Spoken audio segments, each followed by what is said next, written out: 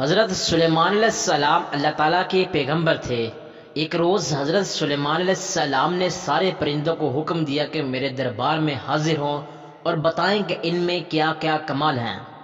لہٰذا تمام پرندے حضرت سلیمان علیہ السلام کے دربار میں حاضر ہوئے اور سب نے اپنا اپنا کمال بتانا شروع کر دیا۔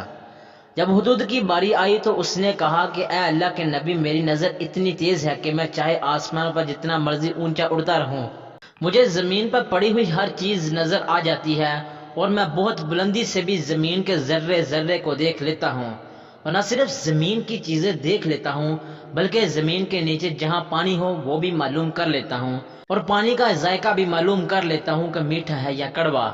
میں بڑے کام کی چیز ہوں، اس لیے مجھے آپ اپنے ساتھ رکھا کریں اور اپنے تخت پر بیٹھ کر ہوا میں سیر کرتے ہوئے جہاں بھی جایا کریں مجھے ساتھ لے جایا کریں۔ جہاں بھی پانی میٹھا ہوا کرے گا میں آپ کو بتا دیا کروں گا اور آپ اپنا دربار لگا لیجئے گا۔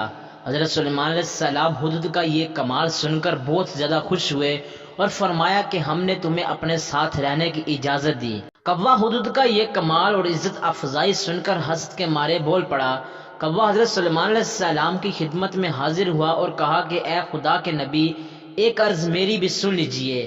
ہدہد نے جو کہا بالکل غلط کہا ہے، اس نے اپنا جو کمال بیان کیا ہے، اگر اس میں یہ کمال ہوتا تو اتنی دور آسمان پر اڑتے ہوئے اسے زمین پر پڑا ہوا دانا تو نظر آ جاتا ہے، یہ اگر اتنا ہی با کمال ہوتا تو جال نظر آ جاتا اور یہ جال میں نہ پھنستا۔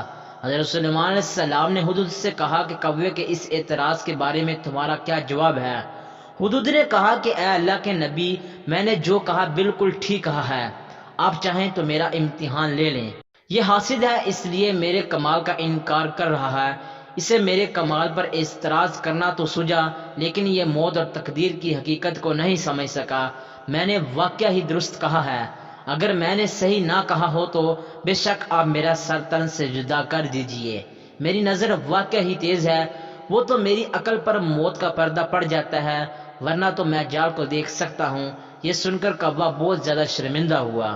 لہٰذا ہمیں بھی چاہیے کہ ایک دوسرے کی کامیابی کو دیکھ کر اس سے حسد نہیں کرنا چاہیے، بلکہ مزید اس کی ترقی کے لیے دعا کرنی چاہیے۔ اللہ پاک سے دعا ہے کہ اللہ پاک ہمیں حسد جیسی بیماری سے محفوظ رکھے اور ہمیں ہدایت عطا فرمائے۔ آمین ثم آمین۔